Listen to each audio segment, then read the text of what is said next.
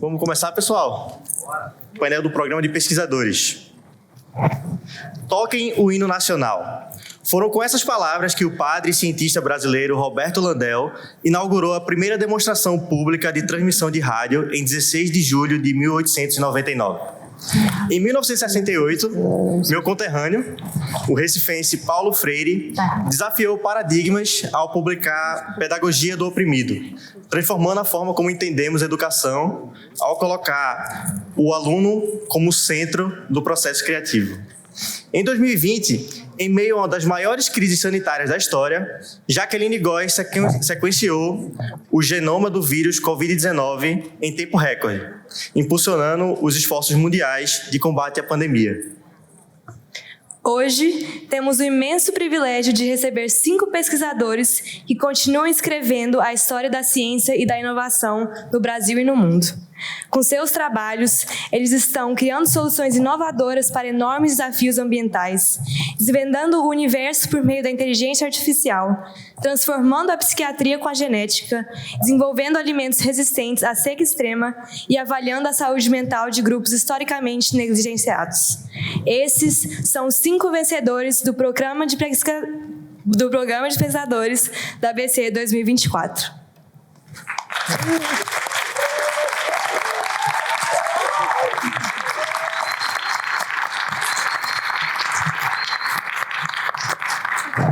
Muito prazer, meu nome é Sara Borges, eu sou estudante aqui em Harvard, estou no meu 3º ano e também faço pesquisa em psicologia.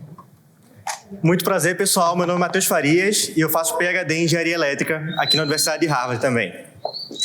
Este ano tivemos a honra de liderar o programa de pesquisadores da ABC como vice-presidente de impacto social. Ao criarmos o programa no ano passado, nós tínhamos um propósito em mente: dar aos nossos pesquisadores o palco que eles merecem.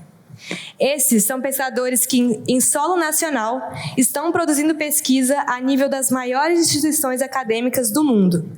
Nada mais justo do que trazê-los até elas para que hoje possamos aprender e nos impressionar com seus trabalhos. Nosso programa vai além de premiar os vencedores. Estamos construindo uma poderosa rede de pesquisadores brasileiros de alto impacto e estabelecendo conexões sólidas entre pesquisa nacional e internacional. Além dos 5 talentosos pesquisadores que estão conosco hoje, outros 200 participantes do nosso processo seletivo agora fazem parte de uma comunidade vibrante e dinâmica. Escolhidos entre quase 1.000 candidatos, eles representam a excelência da pesquisa brasileira.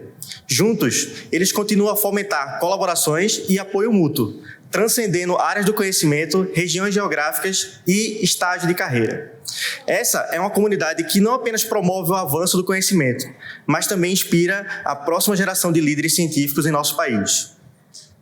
E para tornar esse programa possível, contamos com a ajuda de um time de 11 voluntários incríveis que estão nos prestigiando aqui hoje. Se vocês puderem se levantar, eu queria pedir uma salva de palmas e agradecer imensamente por toda a sua dedicação no último ano.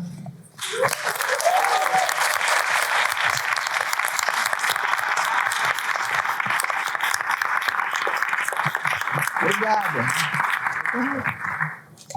Por fim, esperamos que vocês saiam daqui inspirados para usarem de suas posições, seja como estudantes, investidores, políticos, empreendedores ou entre outros, para se engajarem com a pesquisa científica nacional, que, como vimos e veremos hoje, é o grande motor por trás de muitas das maiores inovações e descobertas no Brasil e no mundo. Com isso, gostaria de convidar ao palco nossa primeira pesquisadora premiada, Ana Paula Zappellini.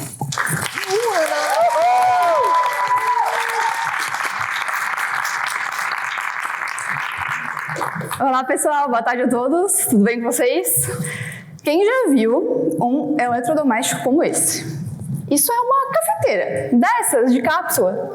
Ela é utilizada para passar aquele delicioso cafezinho, certo? Não nas minhas mãos. Muito prazer, eu me chamo Ana Paula Zappellini de Mello, eu sou doutora em Ciência dos Alimentos, atuo há mais de 10 anos na área de alimentos, com ênfase em Química Analítica e Química de Alimentos. E eu vou mostrar para vocês como que uma simples cafeteira se tornou uma ferramenta fundamental durante um dos maiores desastres ambientais já registrados no mundo. o derramamento de petróleo ocorrido no Brasil em 2019. O desastre atingiu mais de 4.000 quilômetros de extensão do litoral brasileiro, dos estados do Maranhão ao Rio de Janeiro.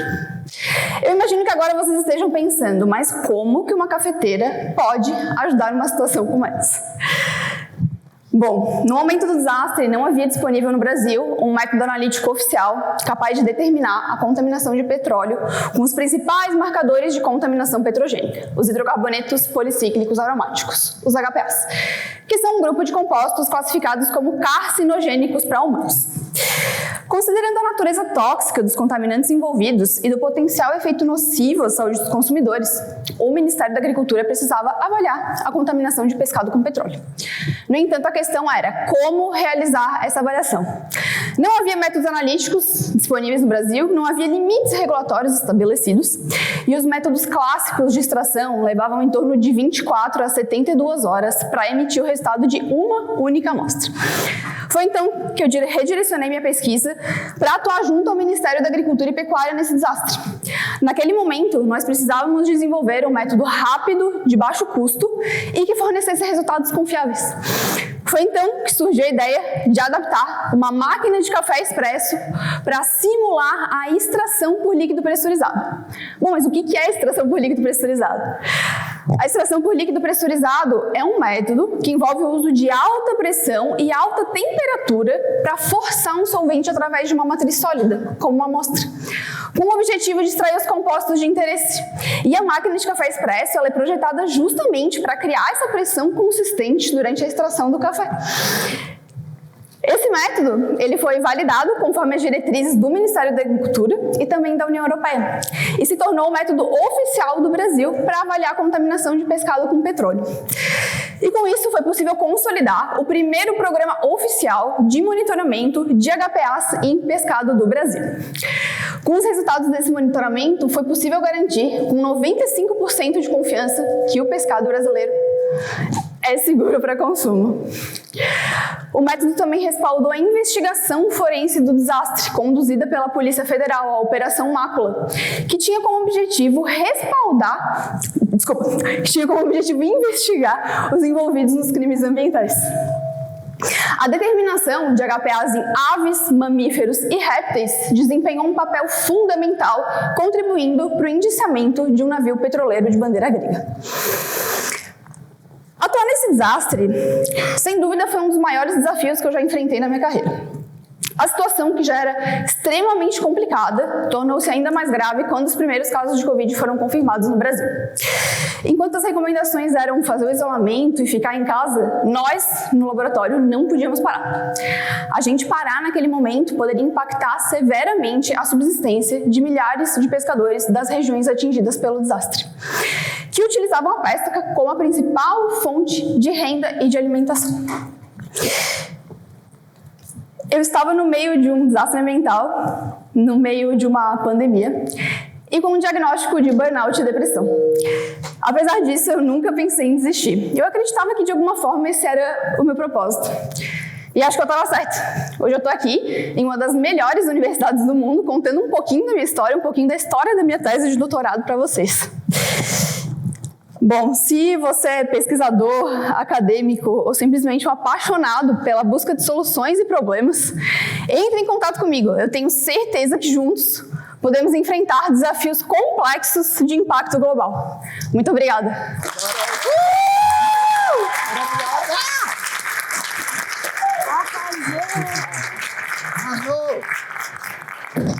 Muito obrigada, Ana. Agora eu gostaria de convidar ao palco o pesquisador Clécio Dibon.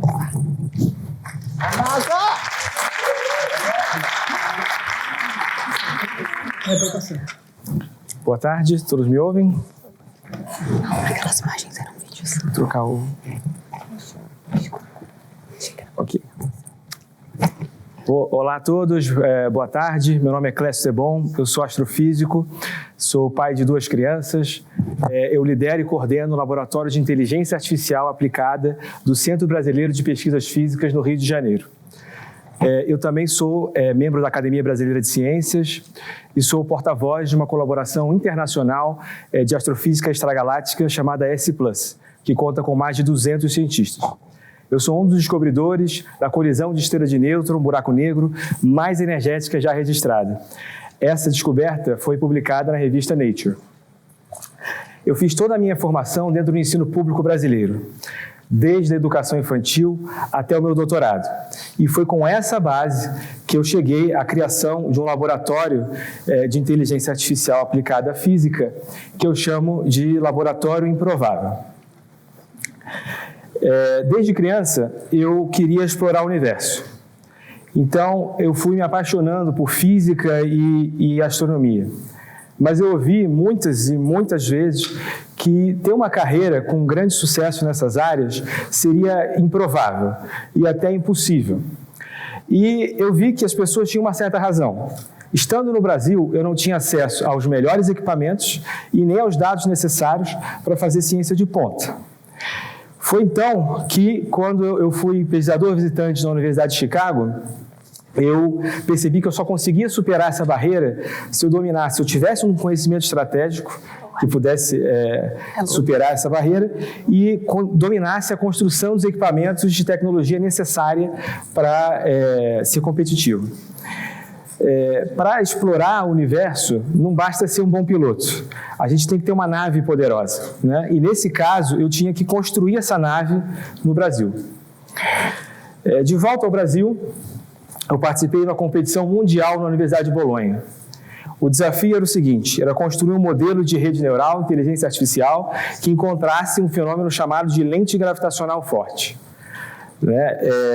Então, a gente montou uma equipe com poucos recursos inicialmente e, após alguns ajustes, a gente desenvolveu um sistema de cooling para processamento de alto desempenho e as máquinas que a gente tinha ficaram individualmente melhores, né, com maior capacidade de processamento e a baixo custo. E tudo isso hoje ligado numa planta solar, ou seja, fazer HPC, computação de alto desempenho, e ainda de maneira sustentável, né?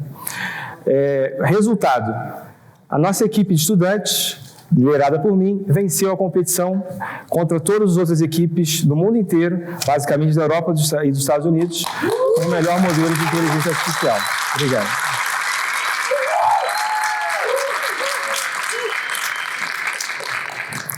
Essa equipe é um capítulo à parte nessa jornada. Ela já está atualizada, tá? Os organizadores não deixaram colocar uma foto mais nova, mas não deu tempo. Ela já tem hoje muito mais mulheres, mas é uma equipe bem mais diversa, em que eu tento, à medida do possível, colocar pessoas distintas, que pensam diferente, para agregar na nossa equipe. E vários deles vieram de realidades muito difíceis no Rio de Janeiro, né? O Rio de Janeiro é uma cidade muito violenta, então eu elegi essas pessoas para estarem comigo, para tentar formar elas, né? E eu vejo neles a transformação social que eu queria ver no Brasil. Eu tento fazer nele mudar mentalidades, né? Está mudando as mentalidades dele e fazendo com que eles percebam que agora que a gente tem naves poderosas, né, para explorar o universo da ciência, agora a gente tem chance de ser competitivo. Essa é a nossa proposta. E a partir dele nós estamos propondo reproduzir isso em um projeto de criação de um pipeline de talentos para a inteligência artificial e voltados tanto para a ciência quanto para os negócios. Eu já vou explicar um pouquinho mais sobre isso. Né? Os cientistas como eu, que respondem a questões fundamentais sobre o universo, podem não parecer à primeira vista, mas eles dão um enorme retorno para a sociedade. Eu vou te dar alguns exemplos para vocês. Né? A pesquisa sobre a natureza do próton ou do quark, ela foi fundamental para que a gente consiga criar tratamento de ponta para o câncer. Isso acontecia, inclusive, nos laboratórios em que eu fui pesquisador visitante, né? Além disso, a câmera dos nossos celulares estão no bolso de vocês, estão usando para me filmar agora.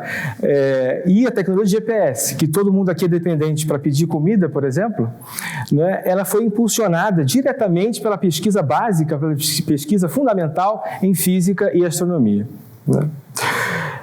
Por esse motivo, em todos os lugares que eu visitei, um pouco diferente do meu próprio país, infelizmente, esses cientistas e a ciência fundamental, ela é amplamente financiada. Por a gente fazer parte fundamental da riqueza das nações que são competitivas globalmente e em termos de economia. Como a gente já tinha a técnica, né, que era o conhecimento em IA, e os equipamentos, né, a nave que eu referi a vocês, o nosso laboratório se tornou cada vez mais improvável no sentido de único. Imagine vocês, um astrofísico, uma pessoa que descobre colisão de estrela de nêutron em buraco negro, de repente eu estava colaborando com a indústria de energia no Brasil. E a gente tinha o pessoal capacitado e o domínio das técnicas de ar para a astronomia capaz de implementar o mesmo tipo de tecnologia para investigar o leito do pré-sal, o leito do oceano e o pré-sal brasileiro. E estamos fazendo isso. Além do mais, como as nossas máquinas são individualmente muito capazes, a gente começou a construir algoritmos de inteligência artificial para computadores quânticos e fazer simulações desses algoritmos lá dentro, ou seja, IA quântica, né? Finalmente, o ciclo de retorno para a sociedade de um pesquisador básico, né, um pesquisador que responde, que olha para a astronomia como eu, estava se completando, com a ideia de a gente transferir essa tecnologia para dentro das empresas, né?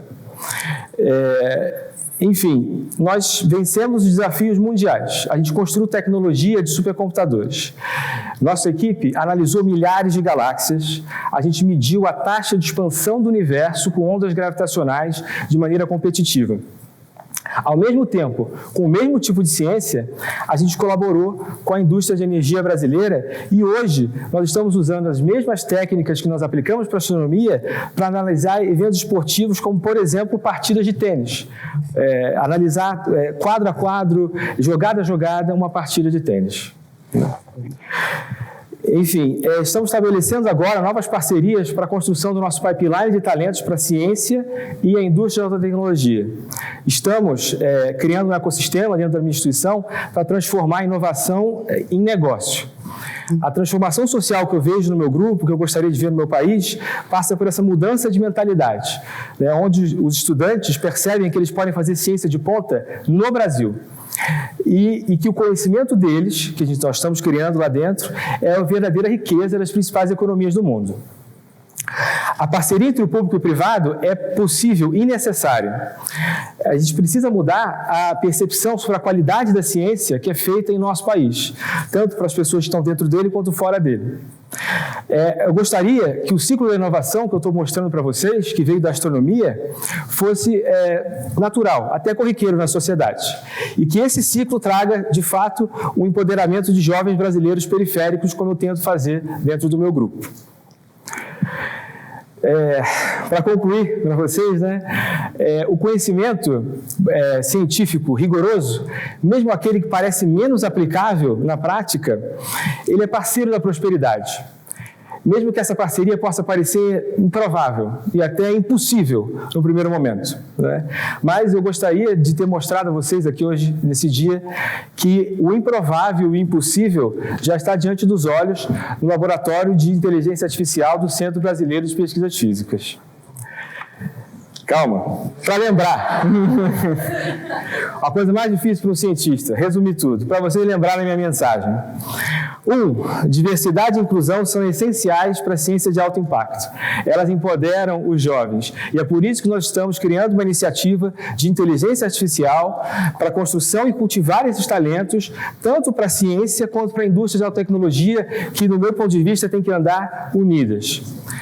2. Investimento público e o investimento privado em ciência são decisivos para que a gente consiga criar prosperidade a longo prazo no país e se torne um país competitivo em termos de produção tecnológica. Né? São as grandes invenções que vêm da ciência fundamental que geram as tecnologias disruptivas da sociedade. 3. A inteligência artificial com origem na ciência podem gerar e geram novos negócios de alto valor agregado. São as inovações baseadas em pesquisa que geram essas grandes disrupções em inteligência artificial. E é por isso que a nossa equipe, dentro do Centro Brasileiro de Pesquisas Físicas, está modelando e buscando novas parcerias improváveis com empresas que desejam inovar em inteligência artificial de ponta aliada à ciência fundamental. A diferença entre um futuro próspero ou um futuro distópico, ela passa essencialmente pela educação e o debate ético e inteligência artificial. Muito obrigado pelo interesse de vocês na minha jornada improvável e vamos além.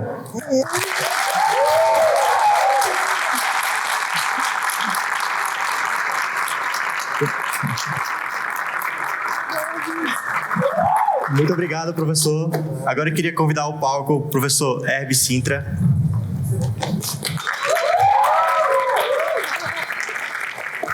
Obrigado. Boa tarde. Não bem?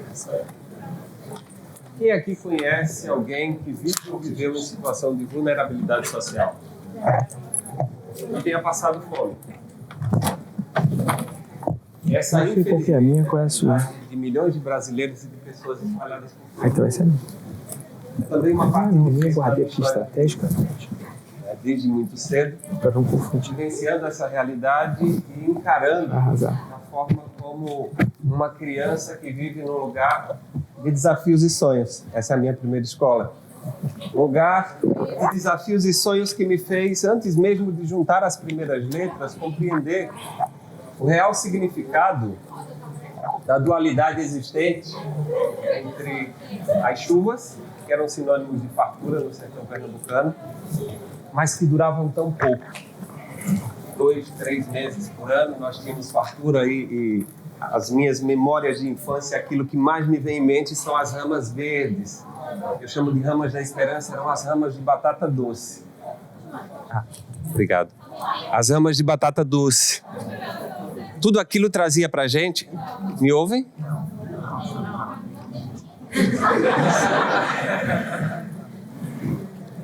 Tá ligado? Tá? Não.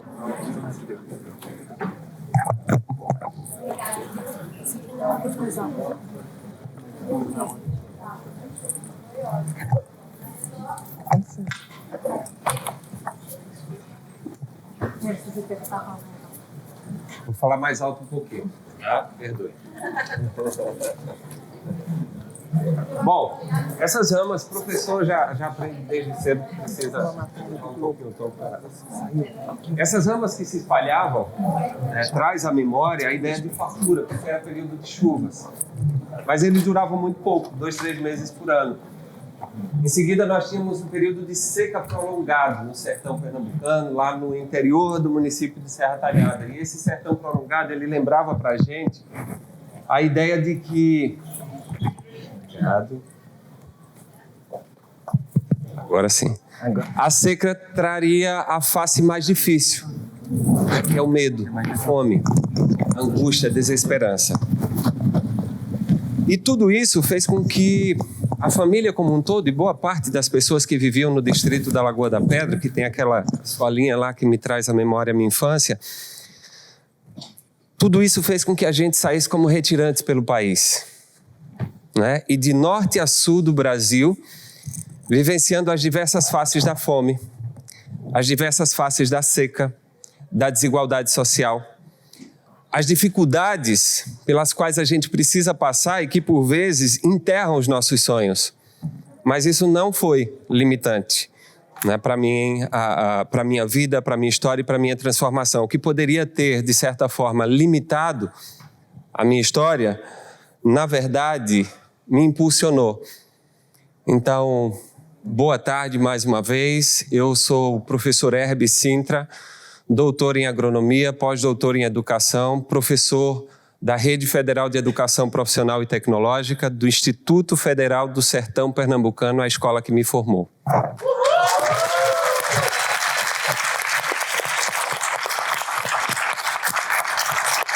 Iniciando a minha trajetória como servidor público na Rede Federal, eu venci na vida, mas as memórias da minha infância continuavam presentes. E presentes de uma maneira muito forte, me lembrando da história de que um vencedor ele não se faz só. Eu preciso buscar e resgatar quem ficou.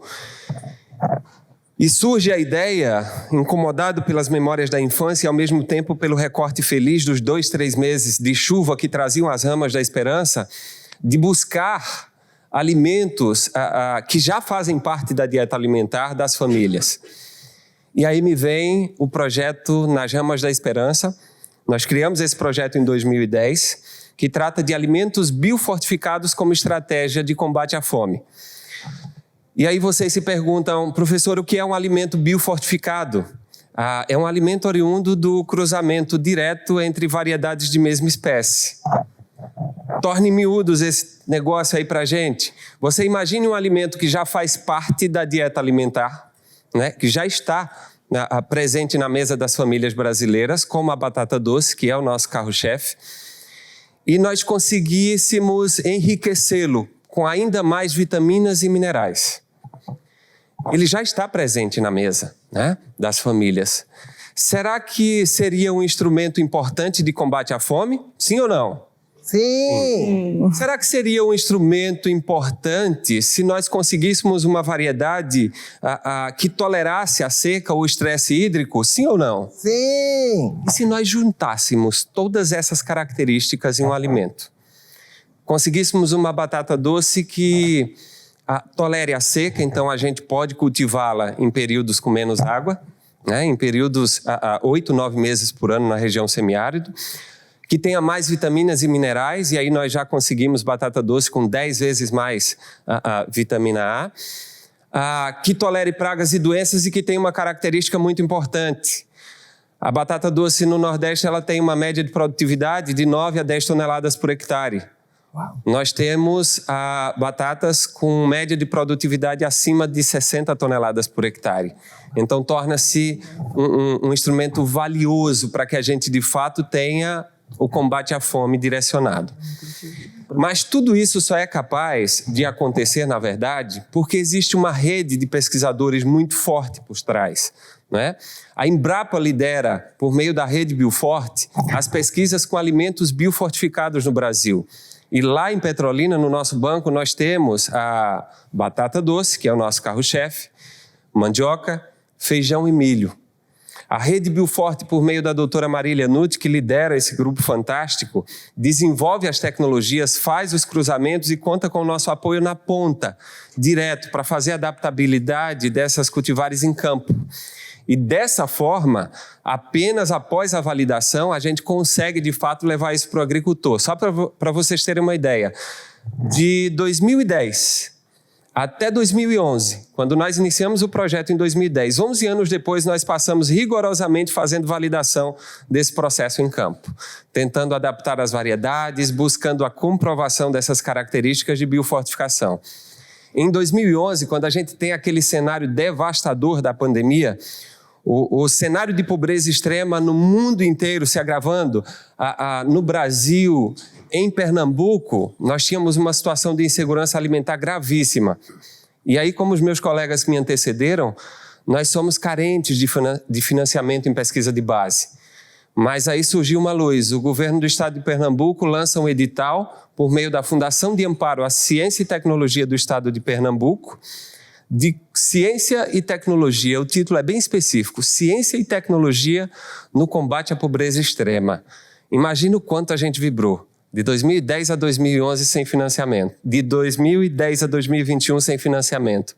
Em 2021 alguém enxerga, né, diante de uma pandemia, a necessidade de investir em pesquisa de base. Conseguimos R$199 mil, quase o teto, né, do que era possível. Metade desse valor foi destinado para aquisição de insumos. E aí as pesquisas que eram realizadas no viveiro pequeno passaram a ser realizadas numa área de 1,5 hectares, né? Ao invés de direcionarmos a replicação em vasos, nós tínhamos uma área de campo para fazer isso. E o laboratório de campo, esse laboratório vivo, passa a ser um espaço extremamente visitado e procurado. E as pessoas que nos procuravam, elas diziam o seguinte: a gente não busca mais apenas as ramas, o material propagativo. Nós estamos com fome. Né? O projeto foi aprovado para atender a uma comunidade. 25 famílias em uma comunidade. Era uma associação. Mas, de repente, a peregrinação no campus Petrolina, zona rural, passou a ser de associações do estado de Pernambuco e fora do estado de Pernambuco. E aí, gentilmente, né, a FACEP sensibilizada nos autoriza a atender ao país. Olha, o projeto que foi criado para o estado de Pernambuco, você tem liberdade para atender a quem demandar. O resultado de tudo isso chama a atenção do país e nos coloca numa situação de impacto direcionado. O projeto ganha uma relevância desde o seu início. Em 2012, nós somos reconhecidos como tecnologia social pela Fundação Banco do Brasil. Em 2003, somos finalistas do Pacto contra a Fome, não é uma ação nacional em parceria com a Unesco. A nossa aproximação direta com os agricultores faz com que tenhamos excedentes produtivos, são variedades que produzem muito mais do que a média nacional, então a gente já tem condições de fazer com que esse excedente produtivo gere uma renda por meio da bioeconomia. Então vamos ao poder público, dizer ao poder público que é necessário incentivar por meio da criação de leis, fazendo com que esses alimentos cheguem na educação infantil, cheguem nas escolas, cheguem no lar dos idosos e por aí vai. Alguns outros reconhecimentos se fizeram parte, mas, de maneira muito emocionada, pisar no palco da ABC e ser reconhecido pela ABC em 2024 nos projeta para uma situação de que é de fato possível fazer ciência e tem quem nos enxergue, não é? Então, essa a minha gratidão, meu reconhecimento a cada um de vocês, Mateus, Sara, Estela, de maneira muito especial, por permitir esse espaço. Eu costumo dizer que nós estamos pisando num solo sagrado da ciência mundial. Mas, de forma muito direta, a Estela, que é a minha mentora direta, ela me pergunta de que forma esse projeto impacta no nosso país. De que forma esse projeto transformou a vida das pessoas. Nós conseguimos R$199 mil. Temos 16 variedades de batata doce, dentre elas algumas biofortificadas já comprovadamente no nosso banco. Das 25 famílias, nós temos 10 mil agricultores. Tínhamos 10 mil, já são mais. No período de pandemia, o resultado das nossas pesquisas, a gente trabalha com alimento em campo, então colheu entre 90 e 120 dias, tudo isso era doado para as famílias, foram mais de 25 toneladas. Ao invés de uma associação, nós atendemos 72 associações, povos e comunidades tradicionais de 10 estados no país. Já estamos presentes em 150 municípios. E uma das coisas que mais me orgulha, conseguimos produzir e entregar 470 mil ramas até o mês passado. Já passamos de 500 mil ramas. Então, esse é um projeto que captou R$199 mil. Ele já foi revertido, quando a gente soma isso e totaliza isso, mais de R$4 milhões. E hoje a gente não tem mais como mensurar pela replicabilidade disso, ele já se espalhou pelo país. Então, aquelas ramas da esperança que faziam parte da minha vida lá na infância, eu trago isso com muito orgulho e trago sempre aquela imagem da escola para lembrar o chão onde eu pisei e para dizer que se não fosse as portas abertas que a FACEP trouxe para a gente, a Fundação de Amparo à Ciência e Tecnologia do Estado de Pernambuco, o Instituto Federal do Sertão Pernambucano, a Rede Bioforte de Alimentos Biofortificados, que tem um trabalho extraordinário e que nos valoriza lá na ponta, e principalmente a ABC, por nos permitir esse palco, nós não estaríamos aqui. Então, a imagem da seca, da fome, da miséria, da pobreza extrema, eu não trouxe recortes de imagens, não trouxe as imagens das pessoas que vivem nessa situação. Ela está presente, com a gente. Ela nos acompanha, mas a gente tem condições de superar todas essas adversidades, levando esperança em forma de alimentos. Então eu convido a cada um de vocês, conheçam o trabalho da Rede Bioforte, conheçam o trabalho da Rede Federal de Educação Profissional e Tecnológica, sintam-se à vontade para que a gente possa estreitar os laços e fazer pesquisa, porque nós temos a obrigação de retribuir tudo aquilo que fizeram por nós. Aquela estrelinha que está ali em cima, aquele menino é um caboclo sonhador, como diria o autor da música, Maciel Melo, que não perdeu a esperança, de fazer do Brasil um país melhor. E eu luto por isso todos os dias. Muito obrigado.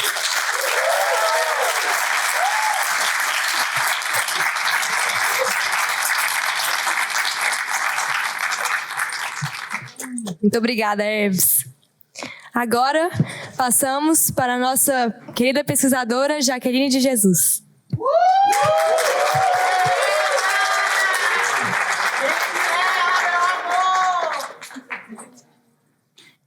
Ora, pois, quando fomos amarradas e jogadas na fogueira na sua mais alta temperatura, foi que Daisy se revelou para nós. Daisy são as Iabás falando ao pé do meu ouvido. Axé, bom dia, agô, saudações. Eu sou Jaqueline Gomes de Jesus, uma mulher transnegra, candanga, nasci em Brasília, sou carioca também, Brasília presente, carioca há 10 anos.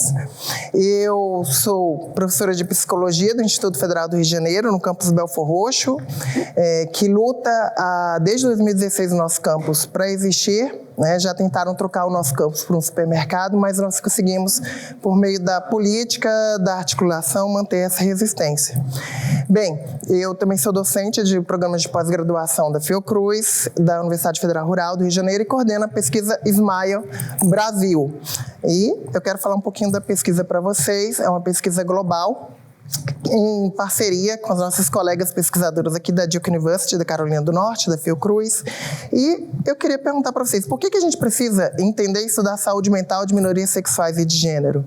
Em geral, quando a gente fala desse tema, ou ele é um tema que todo mundo acha que é muito simples, é só falar de LGBT ou decorar uma sigla, ou então seria simplesmente falar de HIV/AIDS ou ISTs, como se a gente não tivesse dor de garganta, como se toda travesti, como se todo gay, simplesmente por ser gay, tivesse necessariamente questões ligadas à saúde sexual. Uma vez eu estava numa banca de odontologia e o estudante colocou na palavra-chave, e óbvio que ele, como pesquisador, era um homem trans, e ficou muito interessante como ficou evidente a reprodução dessa ideia. Tinha uma das palavras-chave, era saúde sexual. Aí eu até brinquei na banca, tudo bem, poderia até ser saúde sexual. Era sobre saúde bucal de homens trans, só que não era o caso.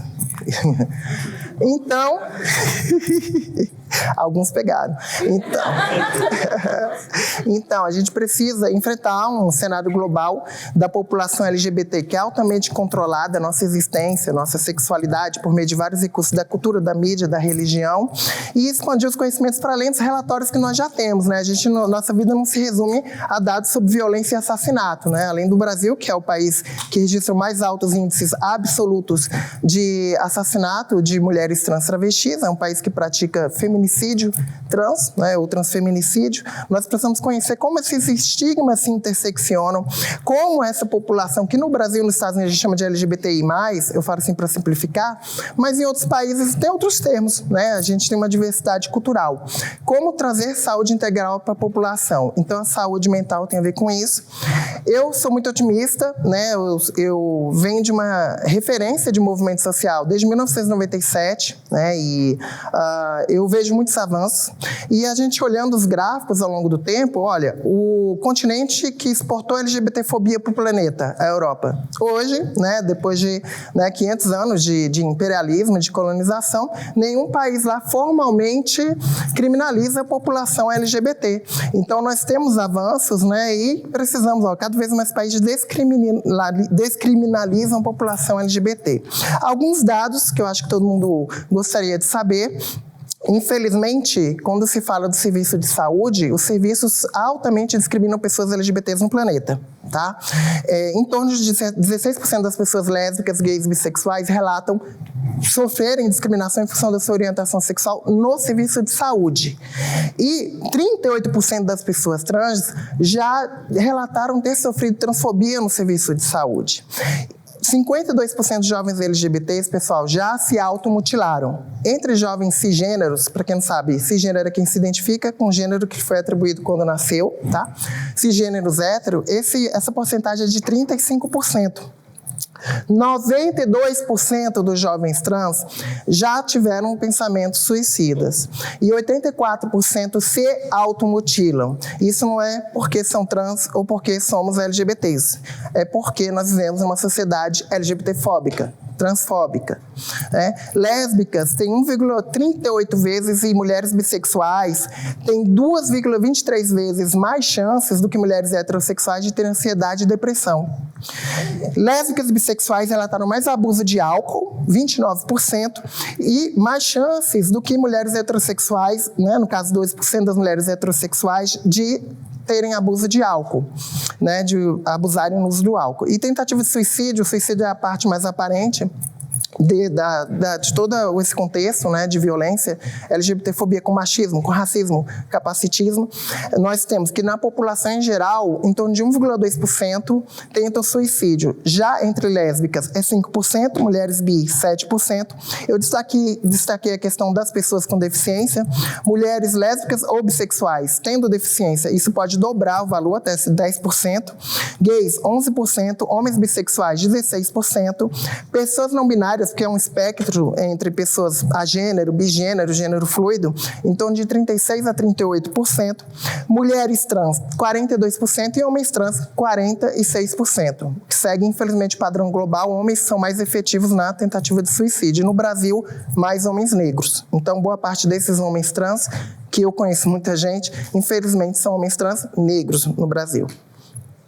Então, o que a gente faz? Esses dados, pessoal, são de países economicamente ricos, né? São de Estados Unidos e Europa, basicamente. Será que nos países de baixa e média renda, será que seria o mesmo dado? Estou perguntando. Provavelmente não, né?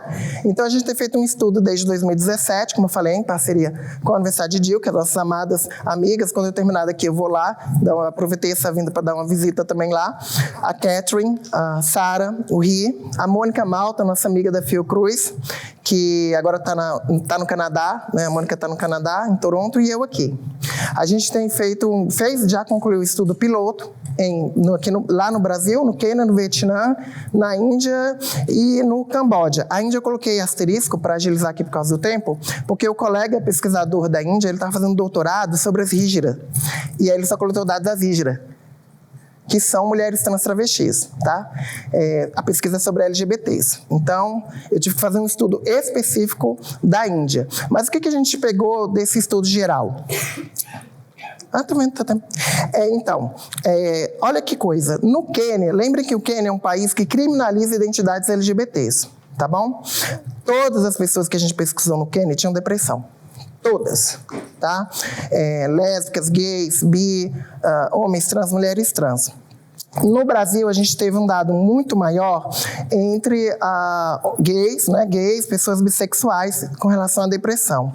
Com relação à ansiedade, nós identificamos, de novo, infelizmente, o Quênia tem dados bem precários de saúde mental, né? Nós tivemos que todos os homens trans do Quênia apresentavam depressão, seguidos das mulheres trans. No Brasil, foi muito alto o dado também com relação às mulheres trans, os homens trans, as mulheres trans e um destaque, pessoas bissexuais, no caso do Brasil. Também eu não mostro aqui, mas a gente identificou mais pensamentos suicidas entre pessoas bissexuais do Brasil, comparando com os outros países. Transtorno de estresse pós-traumático. Aí, a minha hipótese, tem uma questão cultural também. Viram que todos ali identificaram depressão, mas transtorno de estresse pós-traumático a gente não achou no Quênia. Acho que tem uma questão cultural, que aí não dá tempo de discutir aqui. Mas, no caso do Brasil, nós tivemos que os homens trans, quase 80%, apresentaram transtorno de estresse pós-traumático. Pessoas que sofreram estupro, né, violência sexual, violência coletiva, física. E chamou a atenção também os dados de El Salvador com relação às mulheres lésbicas. Também foi um dado alto, praticamente metade apresentaram transtorno de estresse pós-traumático. Ideação suicida. Tivemos dados muito altos, de novo, no Quênia, né, com relação aos homens trans, e no Camboja, que chamou a atenção com relação às mulheres lésbicas. Todas tinham ideação suicida. Se tiver tempo depois, a gente pode conversar sobre as questões culturais. Quando você se sente triste ou em depressão, encontra alguém para lhe ajudar, no Brasil, isso é um dado positivo que eu trouxe. 78% encontra alguém que pode ajudar, um amigo, um colega, né? Então, isso também traz uma ideia que eu quero fazer de primeiros socorros em saúde mental, né? De treinar em primeiros socorros em saúde mental, porque as pessoas da comunidade podem estar informadas, ou você, né? Quem aqui conhece primeiros socorros em saúde mental?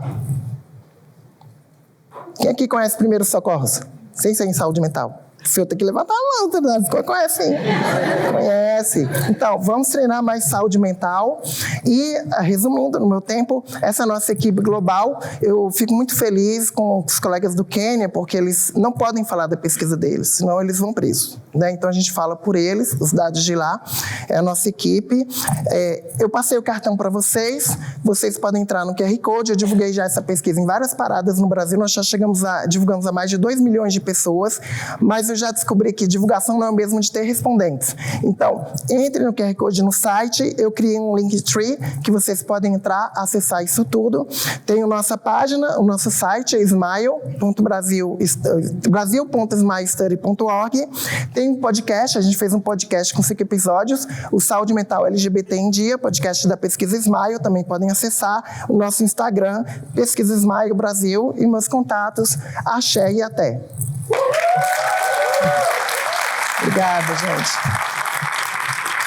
Obrigada. Muito obrigado, professora Jaqueline. Agora eu convido a professora Cíntia Belangero para o palco. Vamos lá, amiga.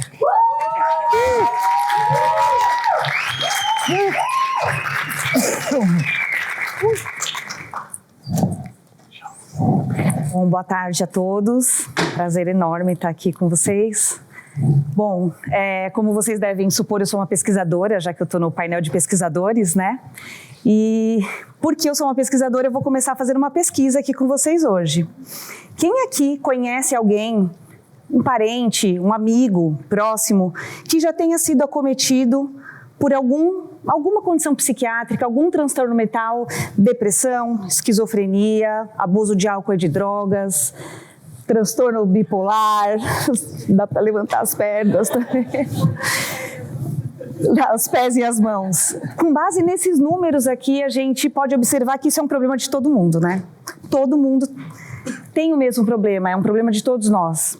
Então, com base nisso, a gente observa a importância desse problema. 1/3 da população mundial vai ter algum transtorno mental em algum momento na vida. E mais, essas doenças elas são altamente incapacitantes. Só para vocês terem uma ideia, entre as 20 doenças que causam mais incapacitação, 5 são transtornos mentais. E agora eu vou fazer uma segunda pergunta aqui para vocês. Quem é que acha que o nosso DNA, os nossos genes, têm alguma relação com a origem desses transtornos mentais? Muito bem, então vocês estão bem informados. Eu sou a Cíntia Belangero, eu sou professora da Universidade Federal de São Paulo, sou pesquisadora, geneticista de formação, coordeno um laboratório muito bacana, com pesquisadores que me inspiram todos os dias, meus alunos, meus colegas, e também não posso deixar de lembrar que eu também sou mãe da Laura e da Bia, casada com o Paulo, que é um pesquisador também, e que me inspiram e me motivam todos os dias, que estão me assistindo lá no YouTube também. Eu acho que teve uma desconfiguração aqui, mas por que será que algumas pessoas acabam superando adversidades, traumas, e outras acabam desenvolvendo depressão, por exemplo? E por que algumas pessoas conseguem beber socialmente e outras têm a sua vida destruída pelo álcool ou pelas drogas? E será que os nossos genes, desde a nossa infância, já são capazes de predizer os nossos desfechos lá da vida adulta? Grande parte do meu esforço em tentar responder essas perguntas, essas e outras que direcionam a minha linha de pesquisa, estão baseadas num grande projeto brasileiro, que é uma colaboração entre 3 universidades brasileiras, a Universidade Federal de São Paulo, a Universidade Federal do Rio Grande do Sul e a USP. Então, pesquisadores, num grande esforço dessas 3 instituições, resolveram estudar esse problema. E esse projeto começou lá em 2010.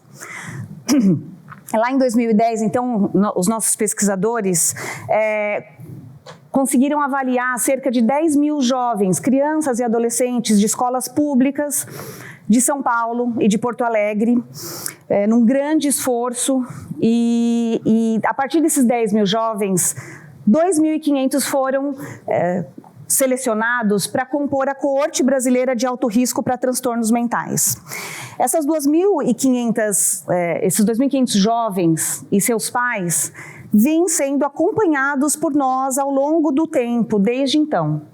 Então, a ideia é acompanhar eles ao longo da vida, enquanto a gente tiver forças e dinheiro. A gente acompanha esses jovens e os seus pais, fazendo um grande mapeamento, tanto do ponto de vista psiquiátrico, psicológico, um mapeamento do ambiente onde eles vivem, seja o ambiente escolar, o ambiente doméstico, o ambiente social de todos eles, e a gente acompanha eles ao longo do tempo e coleta uma série de materiais biológicos, sangue, saliva, cabelo, voz, e acompanha esses jovens e a cada 3 ou 4 anos a gente entra em contato com eles para saber como as coisas estão, o que mudou na vida deles, como eles... se eles apresentaram alguns problemas desde a nossa última visita e tudo o que aconteceu na vida deles desde então. Esse projeto ele é conhecido pelos próprios jovens, os jovens chamam esse projeto de Projeto Conexão Mentes do Futuro. A ideia desse projeto é justamente avaliar e conhecer a trajetória do cérebro, como o cérebro se desenvolve da infância até a vida adulta, E como eu estou dizendo a vida adulta, porque eles estão adultos atualmente, mas a gente pretende acompanhar, quem sabe até a senescência. Então a ideia é acompanhar ao longo do tempo como é que o cérebro muda, como o ambiente muda, como o comportamento muda em função disso. Então o nosso norteador é entender como essa trajetória se dá, seja ela uma trajetória do cérebro típica ou atípica.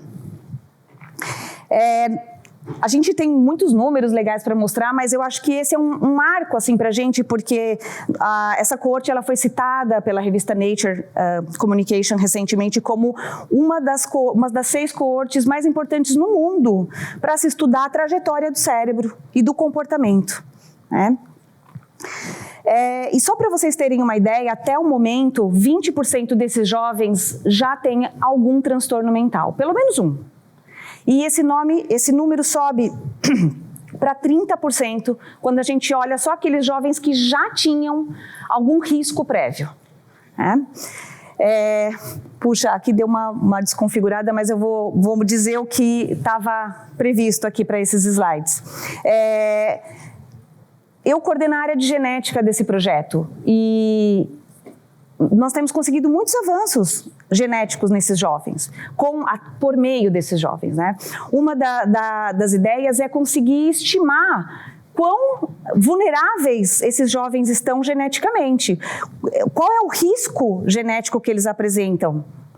Então a gente está conseguindo medir isso. Quão vulnerável as pessoas são do ponto de vista genético para desenvolver algum transtorno mental ou algum problema, alguma condição psiquiátrica. Vamos imaginar que a gente aqui era para ter um jarro, e dentro desse jarro, esse jarro representando um indivíduo, uma pessoa, e dentro dele a gente tem bolas que representam o nível da suscetibilidade genética de uma pessoa, e a gente consegue medir esse nível.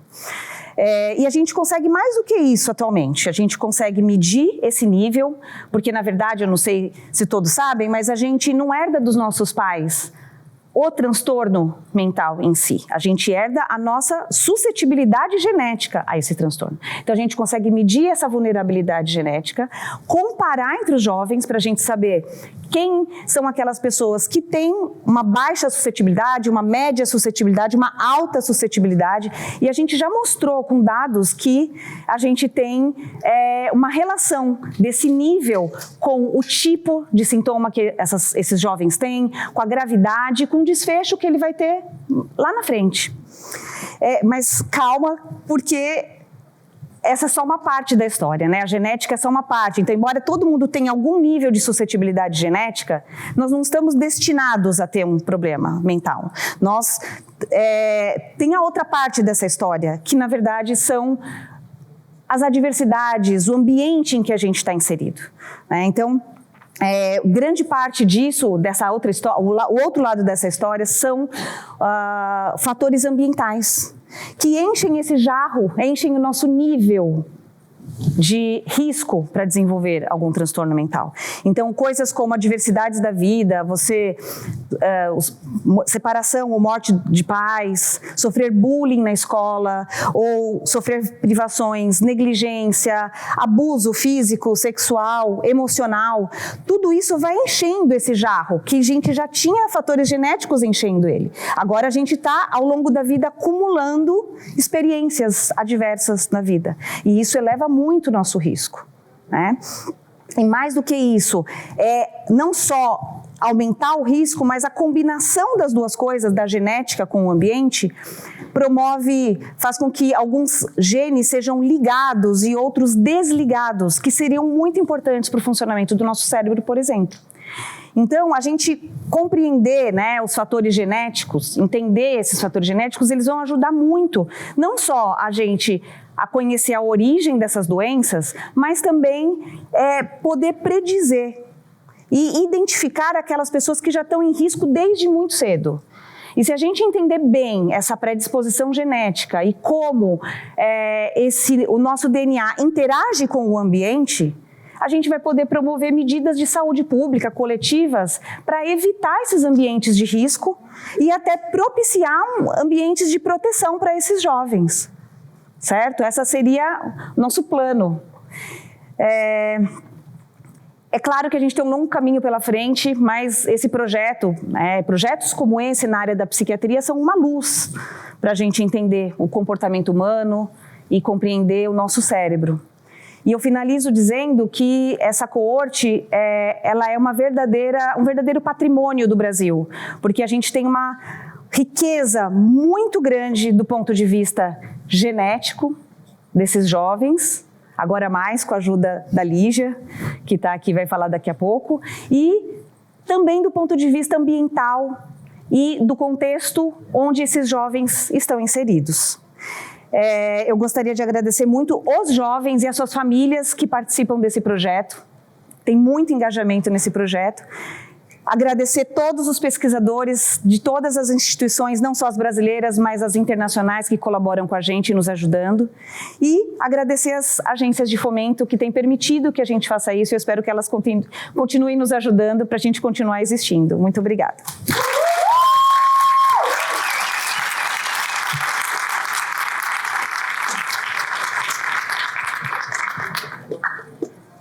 Obrigada, Cíntia.